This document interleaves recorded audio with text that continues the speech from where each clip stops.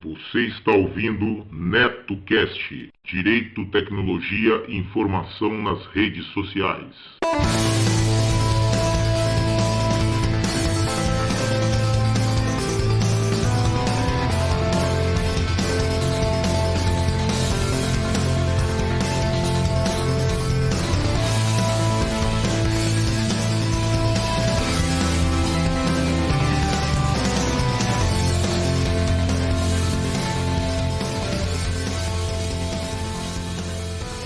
Salve, salve galera, bem-vindos a mais um episódio do NetoCast. Vocês podem acompanhar nossos podcasts pelo Facebook, também pelo Twitter, ou se preferirem, acessem diretamente o nosso blog no endereço www.josecastanhasneto.blogspot.com. Agradeço as pessoas que participaram e deixaram seus comentários em nosso blog, lembrando que vocês podem nos enviar as notícias de seus eventos, anúncios e sugestões pelo nosso e-mail drcastanhas@gmail.com. Este NetoCast chega até vocês com o patrocínio de Emporium do Bacalhau, que além da maravilhosa bacalhauada e bolinhos de bacalhau, serve uma imensa variedade de pratos à la carte, salgados ao forno e doces portugueses. Às quartas e sábados, servem a famosa feijoada light com guarnições de primeira qualidade. O Empório do Bacalhau fica na rua Santo Amaro, número 275, Bela Vista, São Paulo. Telefone 3106-1820 e também pelo WhatsApp 97335-5710 ou 97119-3654. Empório do Bacalhau. Preço justo, qualidade e simpatia é a nossa marca. Curiosidades.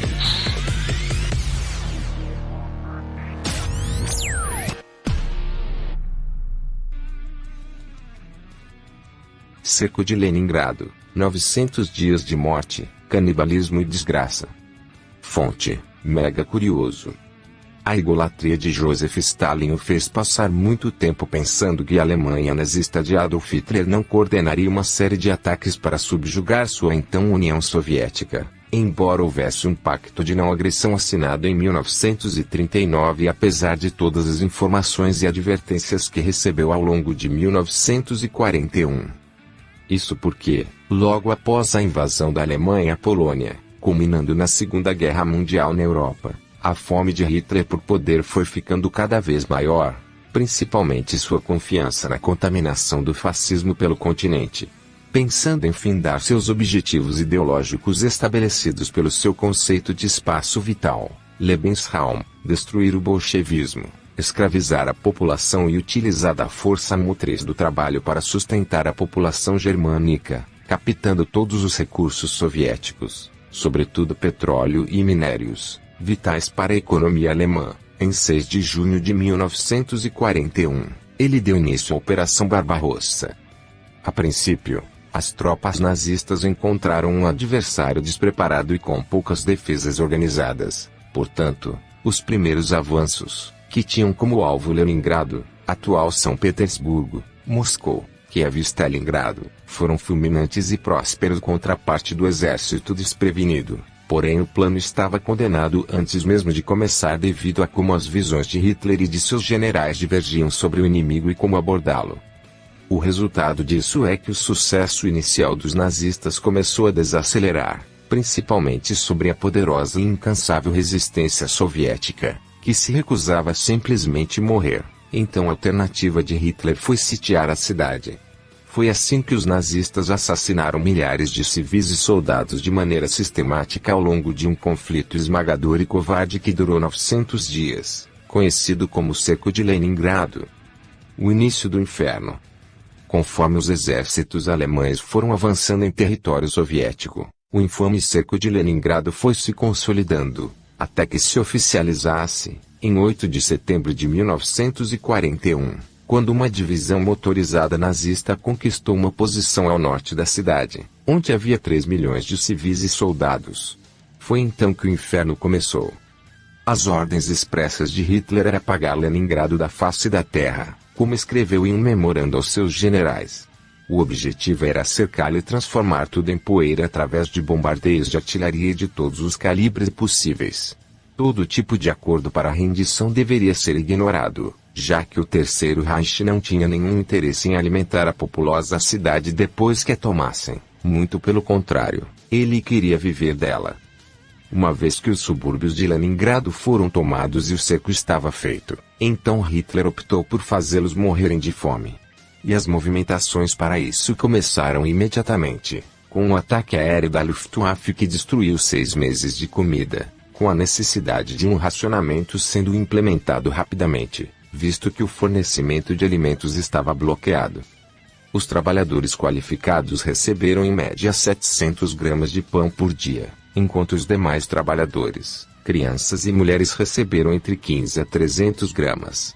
O privilégio que tomou conta de todos os aspectos internos do cerco também contribuiu para a inanição e o aumento das mortes, no que a comida foi garantida primeiro para os soldados e suas famílias, bem como o fornecimento de alimentos chegava antes para trabalhadores industriais e membros do exército, em um esquema de distribuição desigual. A população tinha que se concentrar, e se contentar, apenas com as rações menores pouco nutritivas, morrendo de fome. Portanto, foi uma questão de tempo para que cães e gatos sumissem das ruas para aparecer na mesa dos cidadãos famintos. Os pássaros também não escaparam do menu das pessoas de Leningrado, que incluía papel de parede, reboco de parede e sopa feita de couro fervido. Em uma atmosfera de desespero e morte, o canibalismo veio logo em seguida e ficou como uma prática comum. O escritor russo Danil Granin, sobrevivente do cerco de Leningrado, descreveu em seu livro a cena de uma criança que morreu de fome aos 3 anos e que teve o cadáver fatiado por sua mãe para servir de comida para o irmão. Os casos de cadáveres sendo devorados ficou registrado entre 1.000 e 2.000 durante a batalha pela sobrevivência. No entanto, muitos daqueles que canibalizaram foram mortos pelo governo. E em meio a tudo isso, havia também os bombardeios que foram incansáveis, chegando a matar até 1.000 pessoas por dia, enchendo as ruas de cadáveres, servindo um banquete à fome. Mas o pior ainda estava por vir, o inverno. Ele foi crucial para a consumação do diabólico plano nazista, e uma corrida contra o tempo para os soviéticos de Leningrado que, de fome e frio, chegou a sofrer baixas de até 100.000 pessoas por mês. O frio intenso trouxe uma perspectiva de benefícios para os cercados, pois alguns suprimentos conseguiram atravessar o lago Ladoga extremamente congelado. A Estrada da Vida, como o caminho ficou conhecido, se tornou a única ligação entre Leningrado e o mundo exterior, mas os riscos foram imensos. Nas primeiras 4 semanas, o gelo não suportou o peso excessivo dos 40 caminhões abastecidos com suprimentos, que racharam a superfície ainda frágil e mergulharam para o fundo do lago com a chance de sobrevivência de milhares de cidadãos. Além de abastecer 360.000 toneladas, durante 152 dias, a estrada carregou 514.000 pessoas para fora de Leningrado. Para combater os ataques alemães aéreos, canhões foram montados no gelo e metralhadoras posicionadas. Os mártires da desgraça. Enquanto as temperaturas desciam cada vez mais e matavam as pessoas de frio, estresse e fome, diante de um cenário de pura incerteza sobre o futuro da cidade e da própria União Soviética, um grupo de pesquisadores do Vavilov Institute of Plant Industry, encarregados de preservar 40.000 tipos diferentes de alimentos em um extenso banco de sementes, se recusaram a comer as toneladas de batatas, milho, arroz, trigo, feijão e ervilha durante o cerco.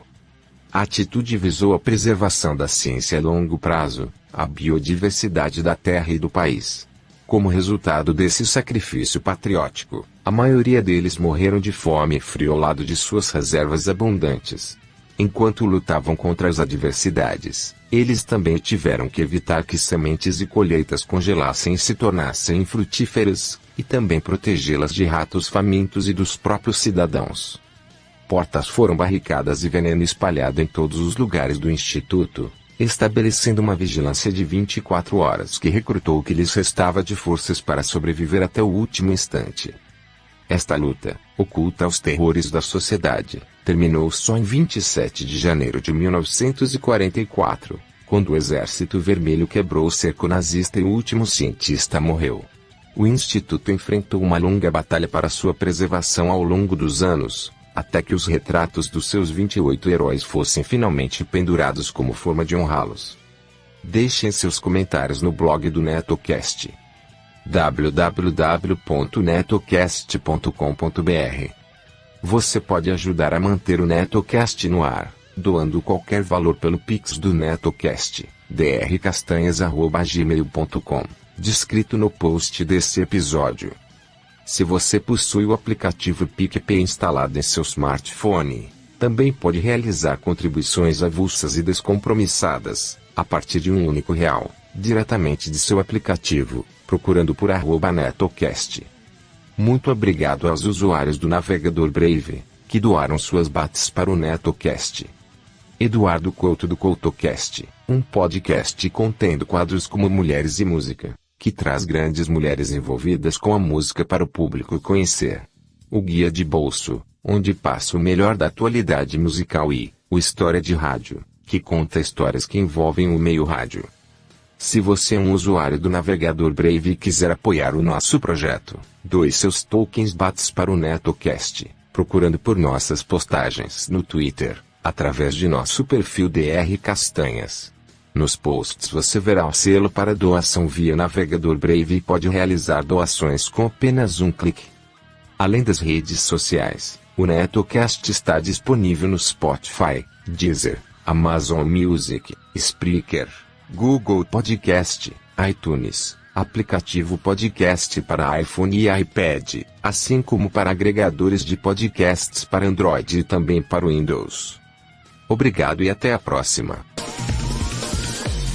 Curiosidades.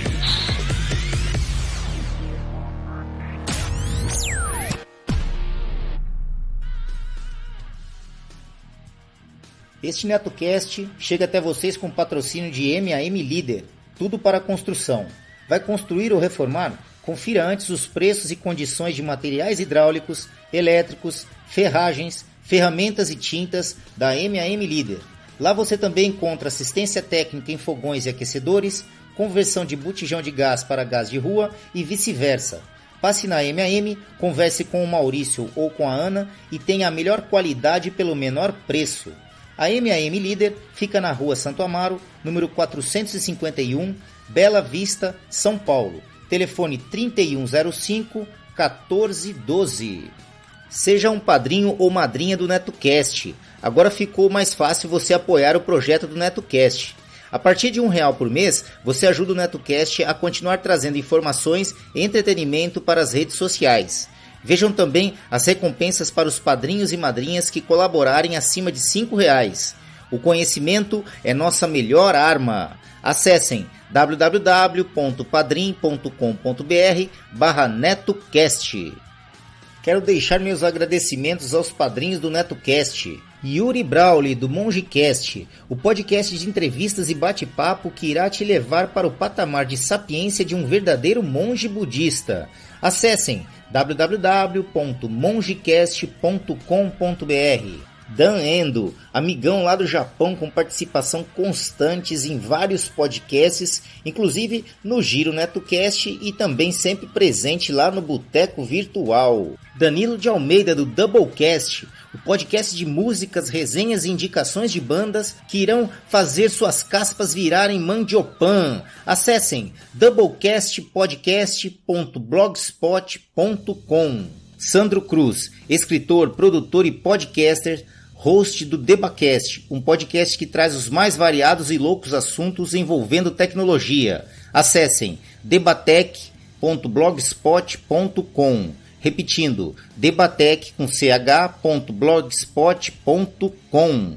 Fabiana Costa Souza, amigona aqui muito querida e inteligente dos bons tempos aqui da Bela Vista e que sempre apoiou o NetoCast desde o início. Meus sinceros agradecimentos, pois suas contribuições são fundamentais para manter o NetoCast no ar. O conhecimento é nossa maior arma. Você que tem um aplicativo PicPay instalado em seu smartphone, agora também pode realizar suas contribuições diretamente pelo aplicativo. A partir de R$1, você ajuda a manter o NetoCast no ar. Isso mesmo, menos que um cafezinho. Procurem por @NetoCast diretamente em seu aplicativo PicPay e ajude o NetoCast.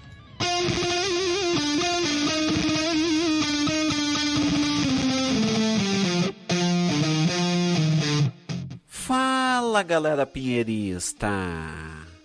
Que é um programa que vai trazer de tudo relacionado ao rock, bandas internacionais, nacionais, independentes, bandas clássicas, bandas novas, o que você quiser, no Rock no Pinheiro você encontra notícias, lançamentos, especial bandas da semana, pedidos dos ouvintes, enfim, de tudo você encontra no Rock no Pinheiro.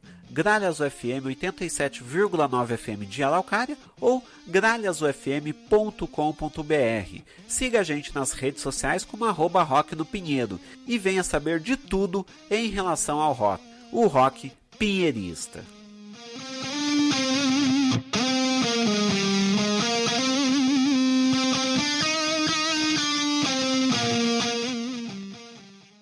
Todas as faixas musicais utilizadas neste podcast, seja como fundo musical ou encerramento, possuem licença Creative Commons ou Royalty Free, sendo que as fontes e seus links estão relacionadas no post. Bom, é isso, galera. Quem tiver interesse em anunciar aqui no NetoCast, basta nos enviar um e-mail para drcastanhas@gmail.com, que remeteremos as quantidades de anúncios e os valores. Vamos ficando por aqui. Eu sei, galera, eu sei. Amanhã tem mais. Não esqueçam de seguir o nosso blog www.josecastanhasneto.blogspot.com e curtir a nossa página no Facebook www.facebook.com/netocast podcast, tudo minúsculo e emendado. Ou se preferirem, acessem diretamente a barra de pesquisa lá do Facebook, procurem lá NetoCast, tudo em maiúsculo. Assim que vocês visualizarem nosso alto-falantezinho branco e vermelho, acessem a página, dêem um curtir e ajudem o nosso programa. Além das redes sociais, Facebook, Twitter, o NetoCast também está disponível no Spreaker, Spotify, iTunes, nos agregadores para Android e aplicativo podcast para iPhone e iPad. Basta procurar por NetoCast nestas plataformas, assinar e acompanhar gratuitamente nossos episódios. É isso. Um abraço a todos e até o próximo episódio do NetoCast. Fui!